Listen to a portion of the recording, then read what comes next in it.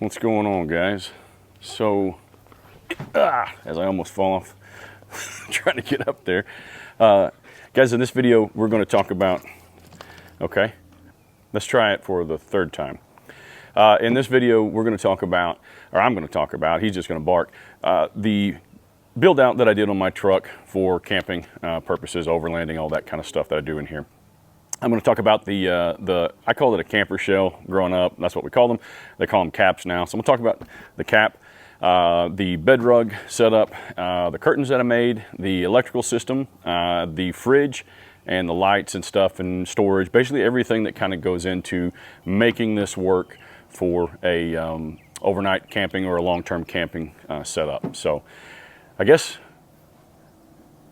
I can find him and get him back over here and we can get started before he goes and poops in a neighbor's yard. So one of the things that I had to do first was I had to get a truck cap. I looked at Lear, of course ARE obviously, and a bunch of the other more overland type dedicated caps, but I decided on the ARE for a few different reasons. This is their CX Classic, I believe it is. I have to look, I think it says it up in there. Yeah, the CX Classic. The reason I went with it is it had the options that I needed, and what I needed were these pop-up access side windows or wing windows, and also it's got a slider in here so I can keep that open or I can close that when I'm inside, and obviously this makes for a heck of a lot more ventilation than you're going to get with just those sliders. It also allows me to, I'll bungee these up and I can use them for a little bit of rain, or I can hang the awning off of this. A lot of times what I'll do.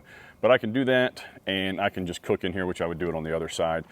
But that's what I went with. There's a bunch of different options out there. This one worked for me, and so that's what I did. The fit and finish on it is really well. Didn't make any difference whether you go with Lear or whatever. There's always going to be some issues that a lot of people have. I've been very fortunate, and I haven't had really any of those outside of the problem with my third brake light that fell out, but we're getting that rectified. One of the main things that makes this a lot more comfortable is having a bed rug put in. It gives you a lot more cushion, it gives you a lot more insulation and sound deadening, and it's pretty much a must-have if you want to do this a lot and keep your sanity and have a good time, because you're going to fight a bunch of stuff. You're going to fight trying to seal it up from dust and stuff like that, because these beds breathe. They're not airtight, obviously. The seams and stuff like that all have issues, but the bed rug is really, really nice, and it helps keep it well, a lot more comfortable than just anything else, whether I'm running mats or stuff like that. And I've done that before in other trucks. What I've got here in this time of year in Oklahoma, especially where I travel, it's a lot of rain, a lot of mud stuff. So just to cut down, you can hose this out with a power washer and it just dries. It doesn't mold, doesn't mildew, anything like that. But I do keep it just so I don't have to do that all the time. I throw a little piece of indoor outdoor stuff that I had laying around here, and I just use that kind of as a entryway type thing, if you will, kind of like a floor mat. And that really cuts that down. I just pull that out and dust it off, and it's a lot easier than doing the whole bed at the same time. I'll give you guys a closer kind of view of that.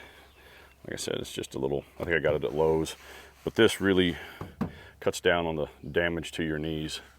But let's go ahead and jump inside and talk about these curtains that I made. So one of the main questions that people have about building a truck camping setup like this is curtains and how to make them, how to hang them. So I just kind of did a bunch of research, took from some of the videos that were applicable to me, and then kind of created my own from there. Definitely didn't reinvent the wheel on them. I just used blackout curtains from Walmart. There's two versions. There's a cheaper and a little slightly more expensive set. I got the more expensive set because they're a little thicker and they do a much better job of blacking out the light. The problem is they're white on one side. I got black obviously for the exterior, but they're white on the inside. So what I had to do was, I didn't want that. So I just took Plasti-Dip spray and laid them out, sprayed them, and that kind of gave them obviously a rubbery texture, which did a couple things. It kind of helped with the insulation a little bit, not a lot, but definitely a little bit more than regular. And it helped with condensation. And then I went in and cut them to fit. These are pretty standard, I mean, but they're angular, so they're more narrow at the top than they are at the bottom. I'll show you the rods that I used, which were just cheap rods I got from Walmart, and conduit I think they're called conduit connectors or something like that, and I'll show you that here in just a second. But whenever I made them, I had to cut them to fit, measure, and then I made them a little bit longer, and then I hemmed them up. And when I hemmed them, I glued magnets in there. I needed a way to secure them to the base so they weren't just hanging and blousing out and allowing light to get in or out of here. So I made those and glued the magnets in there every so many inches. And then along the base here, you can still see it in some spots because I'm changing them out. I got some better magnets now. But I put magnets that corresponded with those in the curtains. So whenever I undo the curtains, I just let them fall and then run my hand along the bottom, and the magnets just suck them up into really tight. And it's really, really like light tight, light secure. So you really can be outside, have lights on in here, and you can't see anything at all. So it's kind of cool. But the main thing was the way to roll them up. I looked at making them on a top and bottom rail, but that let light leak in and out. Also, the kind of moving them over and stuff. When I'm driving this truck, sometimes I pull a trailer, and I really need, I can't afford any blind spots. So I need something that would roll all the way up. So I just did that, cut them, put the magnets in there, and then when I'm done, I just roll them up and secure them. It doesn't look the best because I didn't make it pretty just for the video. It's just how I leave it. I just roll them up and stick the Velcro up there. And I'll show you that real quick. But I mean, here's how I secure them. It's nothing fancy. They're just Velcro strap, like cable ties. And the cheap rods, and they're connected with, let me zoom in there on those, kind of show you. I just use, these are the existing screws that are in the window surround here. And I put them ever so many inches there. And I think I only have 2 in that one. But that holds them in. And then, like I said, yeah, I just roll them up. So I use 2 different refrigerators back here depending on how long I'm going to be gone and how many people are going to be with me. So if I bring the family, I'll probably bring something a little larger, which would be my Iceco 45. It's a 45 liter. It's really, really good, but it's a lot larger, obviously, than this one. I took that with us when we went on the road to South Dakota last year. Any long-term stuff, or if I'm going out for an extended period of time where I'm going to be away from where I might be able to buy provisions and food and stuff like that, then I'll take the Iceco. It's a very, very efficient, even though it's a lot larger. It actually uses the same amount of energy that this one does. And this is a little SetPower 15L, I believe, 15 liter. It's very, very convenient. It doesn't take up a lot of space. I actually can cook on top of here. I've got a little thing I set on top of it. Excuse me. And it holds pretty much everything I need for a day or 2. So, and I can stretch it out depending on what kind of meals I'm cooking, obviously. But both of those, because the Iceco is so efficient with that, I think it's got a Danfoss compressor on it. Both of these, up to temp or down to temp, they take about 45 watts per hour to do that, or 45 watts is what they pull. But across the board, it'll average out in, say, like a 24-hour period. They only pull about 8 watts an hour. So they're very, very efficient, and it doesn't really drain my electrical system whatsoever. And we'll talk about the electrical system here in a bit. So this particular fridge is fixed to the bed or secured to the bed with industrial strength Velcro. It doesn't really move around a lot. I've had it, or it doesn't move around at all. I've had it back here like that for a few months now, and it's fine. The Iceco, a little bit bigger, so I will stick some straps and I'll secure it with the tie downs back here. And so that works out really well for that. It just, again, it takes up a lot of space, so it's not as functional on a day-to-day basis. I'll get you a better view of this fridge now. It's not, as you can see, it's not very big. I don't have it turned on now or anything like that, but there's plenty of room in there for everything that I would need for, like I said, at least a couple days, maybe more, depending on what I got food-wise. You got to church the place up with a little bit of color, man. So for storage, I use, well, this is kind of my coffee kit here. Let's see if I can show you that a little better. I just keep spices and stuff like that, things that I use quite a bit that I don't want to have to pull out and dig out a lot. My coffee filters and all that kind of stuff go in here. I just picked this up off Amazon, pretty cheap. It keeps, if I can open it up, it keeps stuff that I use a lot coffee that I usually have my coffee filters in here. I've actually got all that stuff inside, cleaning it out. So that goes in there. My stove that I use most often for coffee and stuff, I keep that right there, readily available. And then these are a little rack system that I got from Amazon. They come 2 to a pack, so I've got 4. I've got an extra one in the house there. But I tried the little slider drawers from Walmart. I didn't like those. They didn't work very well. But these are cool because they are easy to open up. I keep, and easy to access, I should say. So I keep food in the top one, and they just slide back and forth like that. This one, I keep a lot of my stuff that I use cooking-wise, my plates, some of my pots and pans and stuff like that, bowls, obviously aluminum foil, things that I'm going to use quite a bit, quite frequently in there. And on the bottom here, I use it for clothing. I always keep a, I'm trying to do this while I'm looking through that camera's not working. I keep a spare pair of pants, underwear, socks, basically a full set of clothes in here, and then like sleeping stuff, things like that. I also keep my towels and washcloth, stuff like that in there if I take a shower. And I use a really good camp towel that I'll link. So these come in, like I said, a pack of 4, and they're all flattened out about that thick. And you can take the tops off and stuff. But anyway, they're really convenient, and I was looking at building cabinet systems and stuff, but again, I can break all this down in just a matter of about 10 minutes, have everything out, the bed and stuff. On the bed, if you haven't seen that video, I already have a video up on how I made the bed, so you guys can, I'll put a link in the description. You guys can go check that out if you haven't. But I keep this secured with a bungee cord while I'm driving, and that just comes across the top like that, and then I just secure it down at the base down here. That keeps it from falling over while I'm driving and stuff, and keeps it from becoming all discombobulated and stuff. This is my carbon monoxide detector, and again, small, convenient, got it off Amazon. Hope it works. There's not really any way to test them, so anyway. Yeah, we'll go to, I guess, lighting. Let's talk about lighting. So my lights that I use are, hey buddy, the lights that I use are pretty much YouTube standard, right? They're the same ones that Crazy Quaddy has a video up on how he put his in. They're from O'Reilly's. They do a great job of lighting up in the bed back here for whenever you're just camping and doing anything else that you need to do, but they also give a good light for filming. So they're, anyway, so can you get down, please? Thank you. So they're like 8 to a pack, and they're connected, and well, I'll show you how I hook them up here. So they're just secured up there, nothing fancy, with Velcro, and then I run those back down here, and I've got some duct tape that I push in there to kind of secure the wiring.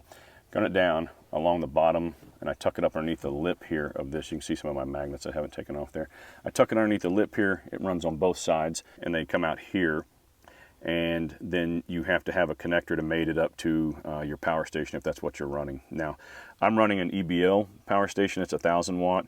1,000 watts is more than enough to get me through 24 hours, definitely. But this is an EBL. It was sent to me. I didn't pay for it. So shout out and thank you to EBL. It's been fantastic. It is a, it's not a LiPo 4 whatever battery. It's the older style, but you can pick these up for, I think with discount codes and stuff on sale for under $400. So it's a very good value, and it has worked flawlessly. I've got a Blue Eddy that I also use at times, but that's what I run everything off of. It has pass-through charging, and so what I do is, you can see the charging cable coming in here. This is the cord from my fridge. Let me get you guys a little closer up view of that.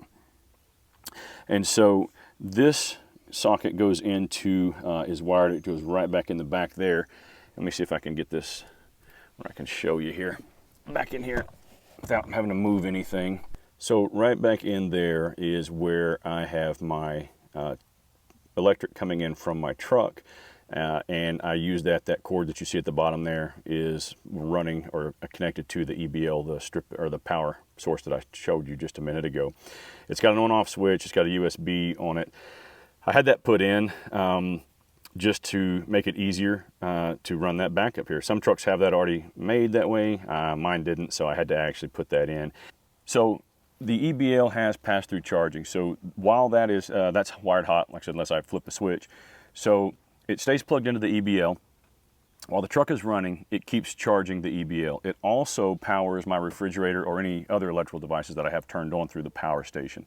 That saves the power station from draining while I'm driving the truck and keeps it charged up. As soon as the truck switch is off, excuse me, as soon as the truck switch is off, get out of there. As soon as the truck switch is off, the power station takes over and keeps the fridge running seamlessly. And again, anything else that I have back here that's electric, like the travel kind of crock pot thing that I've got, the Nomad, I think is what it's called. You can plug that into the power station and run it the whole time, stop, all that kind of stuff off and on, and it never stops working. Your fridge never loses coolant or cooling capacity, all that kind of stuff. So I didn't explain it earlier, but this has a pass-through or a slider window as well. It doesn't have a screen on it. The other two wing windows have screens on them. This one doesn't. So to keep that open and get ventilation in here, and I like to have it open, and I'll open the back one for preacher. So there's something going on, we can talk, I guess, communicate. But it will allow bugs and mosquitoes and stuff in. So what I did was I went to Walmart, got some screen material, cut it to fit, and then just took black Gorilla Tape and just kind of made a border around it. And then I affixed Velcro to the back of it, so it just Velcros on here. I put Velcro female part around it, and so I just do that. I do have to open it up and relieve the Velcro to open the window, and then I can put it back on, then shut it back up. It works really, really well. Super cheap and simple fix. Doesn't take a whole lot of time to do. So one of the things that a lot of people don't think about is fire prevention, fire safety, or fire mitigation when you're back here, especially if you have propane or you're cooking and that kind of stuff. I think that's a very serious issue, and I think it needs to be addressed more than a lot of people do. So I have a couple of ways, especially when people lock themselves in back here. That is something I've seen a lot of it on social media lately, where people then you need to secure something to make sure that no one's just going to just walk in whenever they want to. And I'll show you my system for that here in a bit. But you need to, if you're locking yourself in here, especially, it's so dangerous, then you need to have some way to mitigate fire. So one of the things that I use, or two of the things that I use an Element fire extinguisher, which is mounted right here by the bed. So if I'm asleep, I can reach over and grab that, and you basically start that like a road flare. If you haven't seen these, man, they're a little expensive. I mean, they're about probably 50 bucks. I keep another one inside the truck in there that's a larger version, industrial version of this. But they work super, super well. Now, the other thing that I use and have at the ready is a fire blanket. And this stays right over here. It just sets back in there. Fire blanket, I can pull this out, pull these tabs, the blanket comes out. And that will help you smother flames. And here's my favorite knife, but that'll help you smother flames and maybe give you an avenue in which you can kind of get out a little faster. And so that's kind of how I have that rigged up there. I've got a method that I'm going to use it to actually mount it on the side of this. I just haven't done it yet. So how I secure this while I'm sleeping is pretty simple, really. Whenever my truck tailgate is shut, I just hit the key fob, it locks it up, and no issues there, obviously. And then here, if it's my 1953 General Motors Frigidaire, by the way, that's going for sale. But anyway, you see the little turn lock? I've only got one clasp here. And so whenever that turns, it locks into this, and you're not gonna be able to see that. Let me see if I can get a light. So that turns and goes into there, and that's how you lock that up. It does it on the other side as well, but I didn't need a lock on both sides, so what I did was I have this little carabiner thing, and actually what this was a tab that went on an outer vest. You can see part of it there. That's for you to hook into a rifle. It was a thing left over from work. This went over into your lapel, and then that hooked into your rifle or your rifle attachment. But anyway, I use it, and it just goes up in here, and then that, I'm not gonna be able to do it with one hand. Maybe I can. Yep, did it. You see. And then whenever that's in place, that secures that. And it's very easy if I need to get out in a hurry. I just move this over, slide that over, and I'm able to get out. All right, guys, so that's my setup, man. That's what I did to make it functional for me. Quit, freak. Quit. sorry about that. But that's it. That's pretty much my setup. That's everything start to finish that I use, with the exception of climate. Now, it is getting really, really hot here already in Oklahoma. I'm sweating to death now. But I didn't talk about my AC system and fans and stuff. You saw the fan I probably got in there. You going somewhere? All right, see you. I've got one fan that's in there that I just kind of keep clamped on there. I've got another fan that's oscillating and stuff I really like, but that only goes so far. So in the next video in this series on the truck, I will show you how I run an air conditioning system in here, how I built, and what I did was built the false tailgate, the setups for that, my generator, all that kind of stuff. But that's for another video. So guys, just like I said in the video where I built, or showed you how I built my truck bed sleeping system here, you don't have to have all of this. I'll throw a photo up at the end of this video of what this used to look like when I'd pack up and head out. And I didn't have any of this stuff. Is it convenient? Does it make it easier for you? Absolutely. But you really don't know what you're going to want until you get out there. So don't spend a lot of money on some stuff that may not work for you, or you think might because it worked for somebody else. And then you just have different needs or requirements and things like that. Get out. Spend some time in the back of your truck, find out what works for you, find out what doesn't work for you, more importantly, and then make those adjustments. Above all, just get out there and have a good time. Life's too short to be sitting at the house watching TV all the time, unless you're watching this video, and then by all means, take your time and work through our catalog, however short it may be. Until next time, guys, appreciate you guys. Like, subscribe, all that stuff we're supposed to say. But more importantly, my friends, put some gravel in your travel. Get out there and see some things. All right. Quit, dude. All right, let's try this again. Guys, in this video, stop it, man. Why are you being a butthole? Quit.